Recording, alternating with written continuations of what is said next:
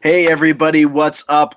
Welcome back to the Brick City Blockade Star Wars Podcast Network, and welcome to Talkin' Far, Far Away. A new name, new focus.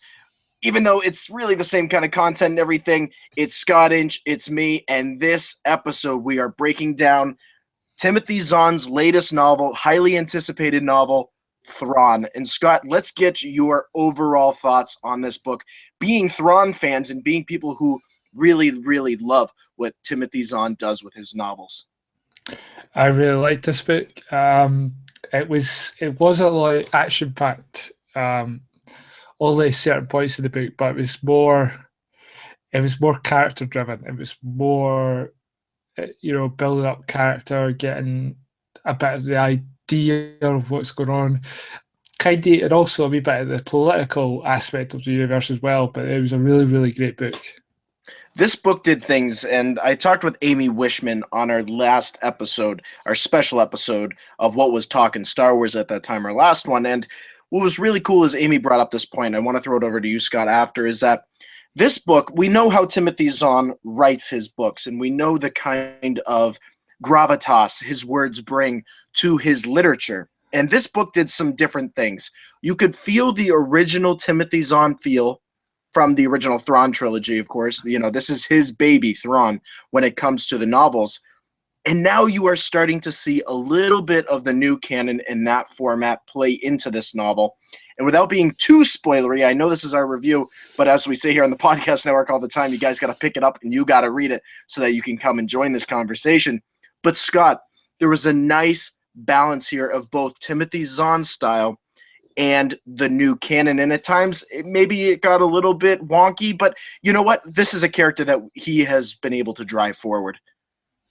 Yeah, definitely. I mean, he with the first books he done back in the 90s, he had no canon to worry about. He could just it was set after Jedi, so he could pretty much write what he could, what he wanted. Whereas with Thrawn the novel, he had to stick within the limits of canon. So this time he had the story group to talk to, who were saying no, you had to play it within the circle. So he had that kind of going for him. A wee bit more limitations than what he did have in the Thrawn trilogy first time round. Yeah, it was a wee bit wonky in some areas. A wee bit confusing on where how many years were set apart. I was getting confused there. But once you kind of got past that, yeah, it was a great book.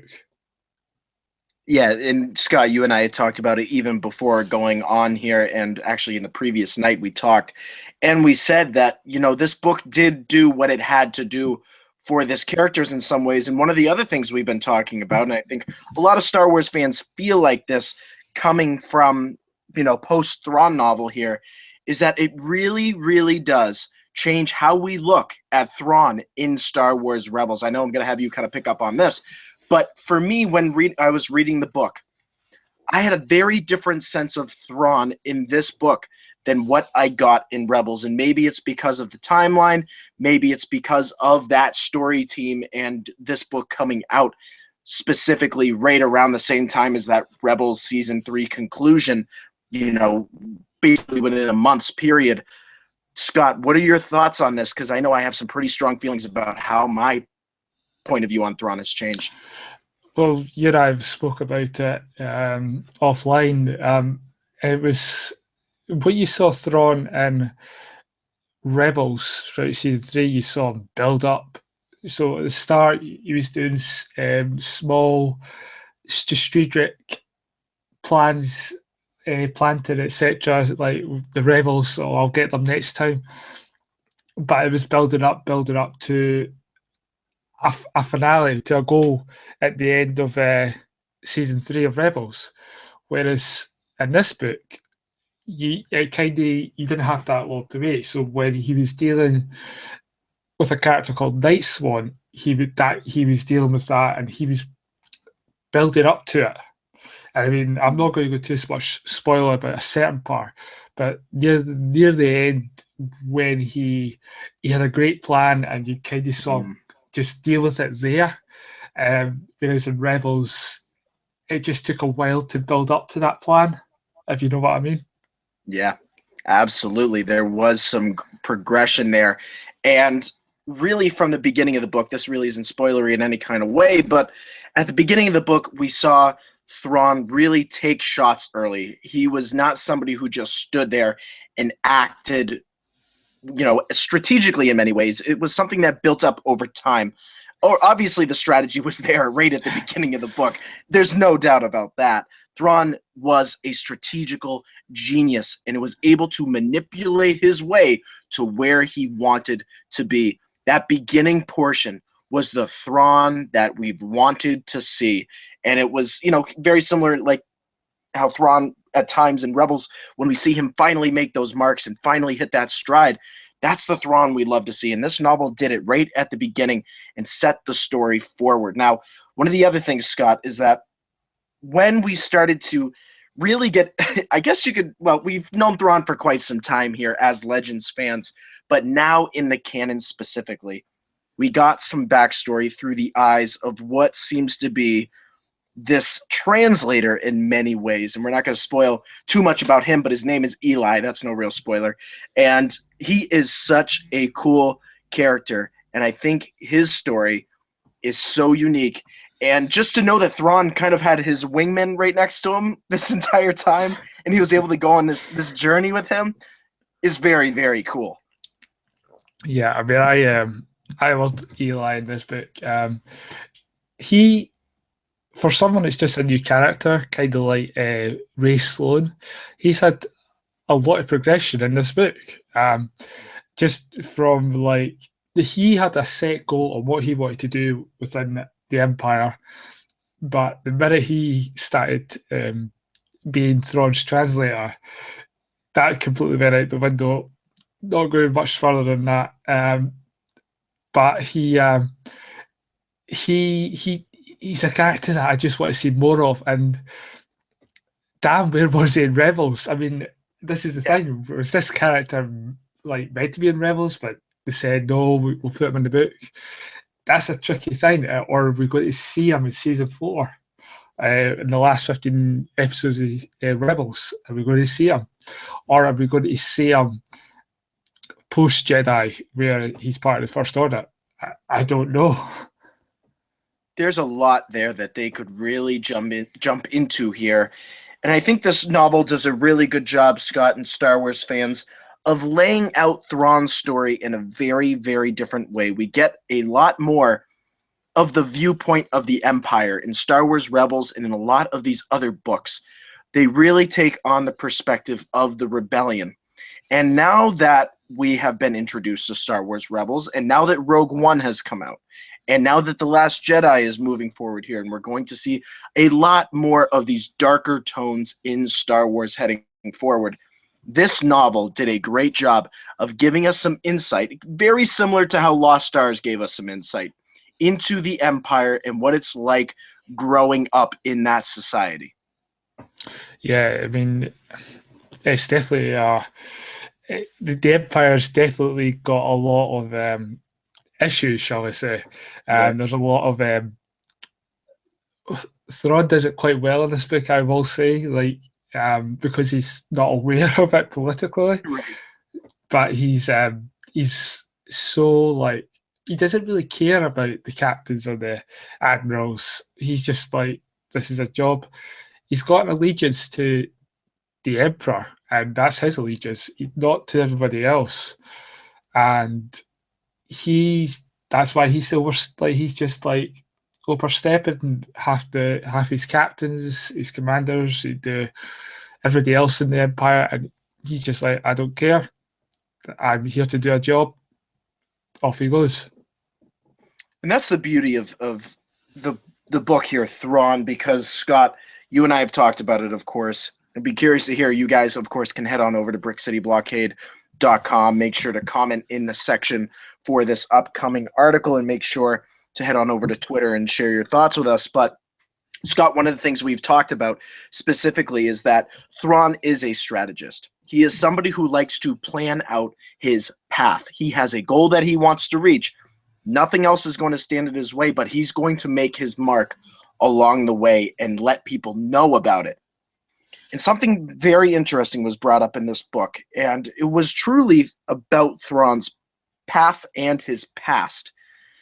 And the one thing I have to say, and this is, again, it's so hard not to get into spoilers, guys. It's so hard because there's just so much you can dig into here. But as you move along in this book and you finally get to that conclusion, this truly is fan service, this book. There are certain aspects of this book that you look at it, and for good reason, that you look and you read and you kind of sit back and you're like, wow, they actually did that. They actually made a nod to something. Or at the conclusion of this book, wow, I would kind of like to see that played out more in the Star Wars universe, because there's this group of people that we really haven't explored that much in this universe that I want to know more about, and I want to continue on. Yeah, there's quite a you got his people. You don't really know much of, and he spoke about them, and I don't want to really say too much because it's in the it's a tough line. It's a tough one. He illuminates how his people are, how they go about doing their lives, like how he was exiled from his people. It's hard not to get into spoilers, but yeah, I just want to see more of his people in this universe, and I just maybe in season 4, I hope, of Rebels, or even in another story. I can't really say more than that because I'm heading into spoiler territory a wee bit. Yeah, I know. It's such a hard line, guys, to draw when you are coming into this, because again, you have to go in, you have to read this novel. But when it comes to our specific review of this book, Scott, I think overall, there are things that Thrawn did in this book that we needed as Star Wars fans and as Legends fans. Now that he is canon, it did things that it had to do. And just to see his interaction with some of the most important characters here in the Empire and in this galaxy far, far away was so very nice to see and was so necessary. And like you had brought this up with me, Scott, is that sometimes even when reading this, it kind of seems like we're not really talking about Thrawn. Like this book should have a different title, maybe? Yeah. When I was reading it, I found that there's the other character, she's in Rebels. Governor Price is in this book, and we get a lot more of a backstory from her as well, that she grew up in Lothal. Her family had a mining business there. And you see her, I don't want to go into a wee bit spoiler in that area, but that's fine. She ends up in Coruscant. But it's just this, this story was about the two of them and how Thrawn and Governor Price's lives met each other. And I just feel that this wasn't just about Thrawn, this was about Governor Price, and it should have had another title to it. I don't know what you could have called it, but Star Wars Imperial Life or something. But something, it's just, this isn't a Thrawn book as well, this is a Governor Price book as well. And you get to see two different lives in this book crossing paths, and then you kind of get to see how their relationship works going forward into Rebels. It's so funny, Scott, because when I was reading this book, I don't know if I brought this up with you, but on a more humorous note when it comes to this book, there were times when we were going back and forth between different characters here, and I almost felt like it was the opening to the show Friends in some ways. Like, I'll be there for you. And it was so fascinating because we were just kind of like getting introduced to these characters as we're going, like Price and Eli and just all these different members of Thrawn's crew. And I was like, this is different. Yeah, you're just kind of like going, right, here we are with Eli and Thrawn, and then that's where you go off to somebody else. It's like, wait, I'm reading that bit. You're just like, okay, I'm on to this bit. And then Yeah. you're just about wanting to get more about this bit. You go back to the other bit. And it's just like, well, I kind of want to know what's happening with that bit. So it was kind of, as you said, it was kind of like Friends. Like, it was had an A and a B story. And it was just like, how do I catch up here? There's just so much progression, and it's funny we say this, Scott, and for a lot of fans who have read the Aftermath trilogy and everything, it's funny. It's actually very similar to Chuck Wendig in that way, where Chuck kind of went off in this different tangent with these other characters, but we came back to the main story after.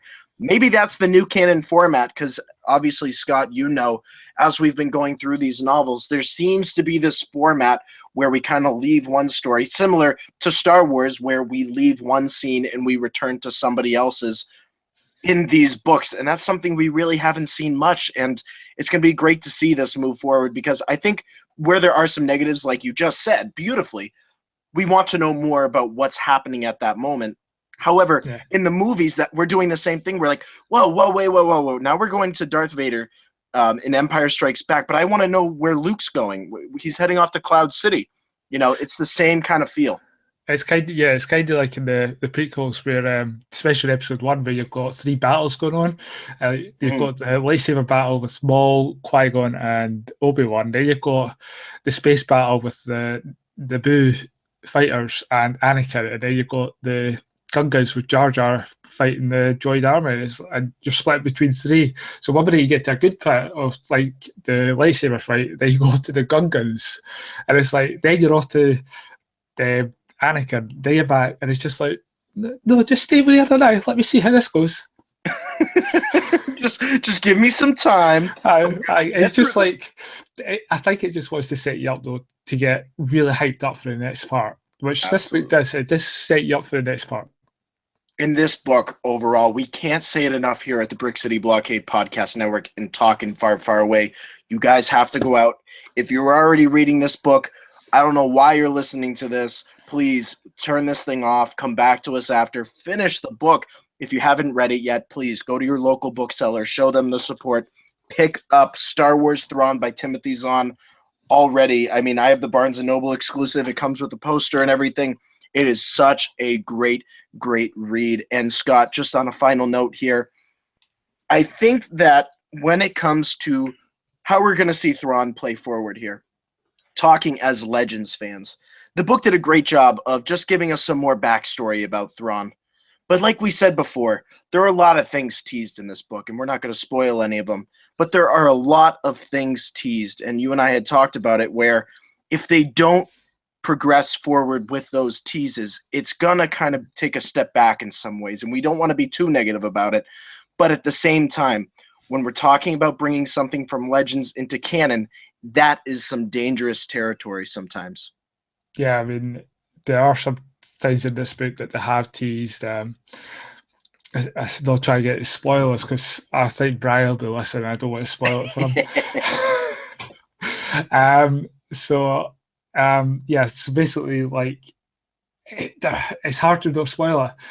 But yeah, there's some things in this book, and if they don't pay it, obviously they could do a sequel to this book, which I hope Timmy Zahn does. But also with Rebels, because you've got Thrawn in there, they have to bring some of the elements from this book into Rebels. And as we say, this is how it connects to the universe, having the books and the comics and the TV show and the movies all connecting together.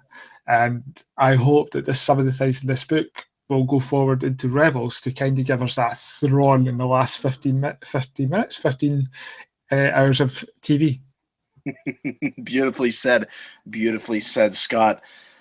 Just to let you guys know again, please go out, get this book. We cannot say it enough. Enjoy it. Come to our review, listen to it, enjoy it, share it with your friends, and get this conversation going about Thrawn. It's going to be fascinating to see how his story progresses forward. And please make sure you guys share your thoughts with us here at the Brick City Blockade Podcast Network. Well, Scott, I think it's that time of the show. It's a little thing we like to call here on the BCB Podcast Network It's plug time. Yeah, plug time. Where can the good people find you across social media? Well, first off, I never got the Barnes and Noble one. I had to get the Oh, plain one. So that's not fair. You can find me on Facebook at Scottinge or on Twitter at Scottinge85. we will make sure to have one for Scott's Great American Vacation. You guys can follow me over on Twitter at Mr. Vote Tweets. Make sure to head on over to Facebook, send me that friend request. Make sure to follow me over on Instagram at The Official Vote. Head on over to BrickCityBlockade.com for everything happening with May the 4th, our big announcements, new members, new shows, everything coming here from the podcast network. And please subscribe over on iTunes for everything happening in a galaxy far, far away. Thank you guys for tuning into our Thrawn review. Make sure to share this with everybody you know. And as we say here, may the Force be with you. Always.